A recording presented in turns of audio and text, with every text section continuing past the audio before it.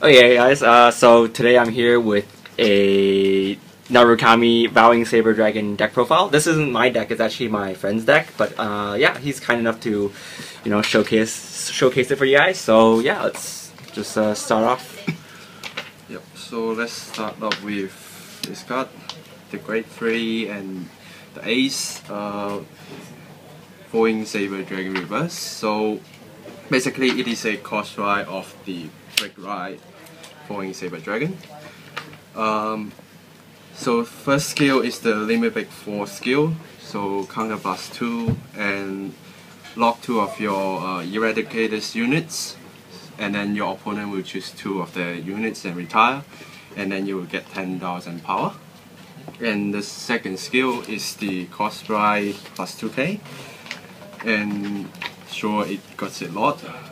It is a very useful card in some ways, because you can retire 2 and you get 10,000 power, and like compared to Gunner Blaster, you don't have to crit, but the 10k power and retire 2, that helps you a lot.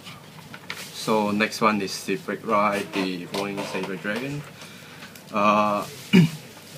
It is important that this is a cost ride deck, so you need some way to put this card into the soul, which I will tell you how we do it afterwards. And talk about number, I play 3 of each copies, so 3 Vowing Saber Reverse and 3 Vowing Sword. And for the remaining Grade 3s, I run 2 Draconic Descendants. Well, are they both SP?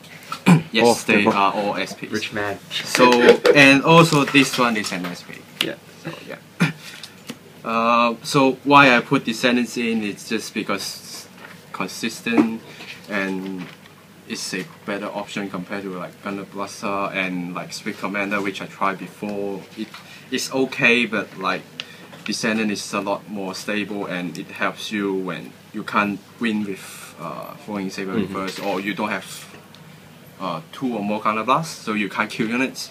Then Descendant will help you to finish off your opponents, and because there's so many cost ride decks now, so when you just have a Descendant here, you can just say, well, I will attack you and I will not hit. So I will sure standing, and let's see if I can get any triggers. If you even not guarding, then I get a crit and finish you off. So here are the Grade 3s. So next I will go with Grade 2s. First it will be a Draconic Decides. I only put 1 in because I want to put some more other fun units in there, and also remember Reverse only need to lock your Eradicators units, so you don't want to put too many non-Eradicators units in there, so you can't lock them. Yep. And that size very easy to just kill anything by Counter Blast 2, and sometimes if you got any non-Eradicators Counter Blast, you can just use them off. So next I run 3 Spark Rain. 12k hitter can help you go with any number, and I don't run 4 because they are, if you put 4 in there, it's just a little bit too boring and become a like beat down deck, so I don't like that way. But sometimes you need some power support, like if your back is a null, or if a 5k, the 12k will help you to boost it into all sorts of numbers that you want. So next I run 3 Cho. It is a very important card, not just to shoot a front row, but it helps you to put Vowing Sword Dragon into the soul. So if you can't Brick Ride and ride this first, then you can just like call this here and then call him here and then just put him, and you can shoot 1. So it gives you so many benefits to just not only just killing something, but also help you fix the 2k. And next I run 3 Suitan, basically because you can see Vowing Saber, Descendant, and also that size use a lot of Counter Blast, so you want to do some flipping. And this one is also another source of soul charging if you hit the Vanguard. So there's a chance that you can also put in the Vowing Sword Dragon in there. And next card is the ace of the deck instead of reverse. It's homing Eradicators Rushing. So its skill is basically whenever a Vanguard is get into the drop zone, and if you have a Eradicators Vanguard, in this turn power will be plus 5k. So also need to take note that it's not only in main phase. So as my starting Vanguard will be Linchu. So if it's the battle phase, Linchu have you shoot something, it can still also get the 5k. And with Vowing Saber Q2, so you will get 10k, so it will become a 18k itself. Or even if you cross break right, it will get 3 times, so it will be a 23k itself. So it's a very scary card. It's pretty scary. Yep, so but I will leave it here a while because I need to explain something else. And next, let's go with the great one. So another ace of the deck is 3 Shiki. Shiki also is having the same effects, but instead it will just get 3k. So retire 1 will be a 10k, and for my deck this will be the perfect column.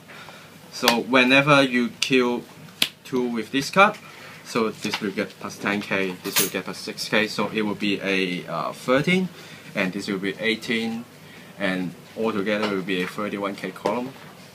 So it's very scary and easy to hit key numbers. So next I run to Cardfight. It's a card that helps you ditch something that you don't want and try to get something you want. So but the requirement will be your opponents only have 2 or less Vanguard, then you can drop 1 and draw 1. And I put it in because it's a 7k. I was trying to run Red Liver in the past, but because I sometimes can't use the skill to lock them, so I prefer to put 2 7ks in. And because all my grade 3s are 11k, so with a 7k boost you can just easily get up to an 18k column, you can also easy to hit cross rides. And next I run 4 10k hitters. Demonish Dragon. Also same reason for the 12k hitter, they are just easy to have you fit into any numbers, and they can just kill any Vanguards except 11k because they are 10k, and mainly all my cards are Eradicators, so they can get the 10ks easily. I run 4 in there because so far I can't see any better options yet compared to the 12k hitter that I can choose other stuff. So that's why I put 4 in, but maybe later I will switch it into 2 or 3.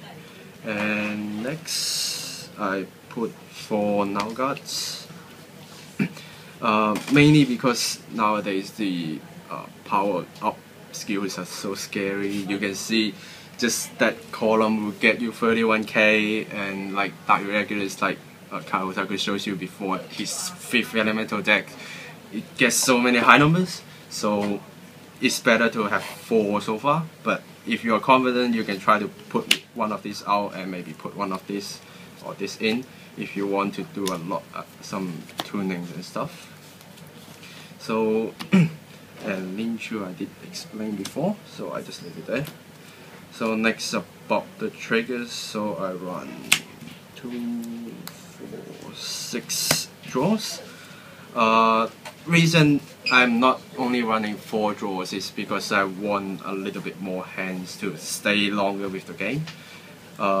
It is a sort of a rush deck, but you did need some time to plan your stuff, and you need to lock Eradicators, so you do need something to get a bigger hand so you can defend, and you can't simply put Rushing into play because it's an 8k defense, so anything can just kill it, and there's so many unit killer like Blaster Darks, people play 4 of them, and like other stuff like Cho and like Death Size, Blaster Blade, everything just wipe it off, and even an 8k vanilla will just hit it, and you have to try to find a guard, so you need more hands. And then I run 8 crits, so giving opponents pressure. But if you want to, you can put one crit and one draw out to put 2 stands for fun, because the 31k column, even just that itself is a 18k, so whenever it stands, it's still a 23k. So That's true. like your opponents may not be able to guard a 23, they don't have a 10k guard. So it's like very useful stand trigger in Eradicators. I don't think many people try to do this way, but I like to use stand triggers.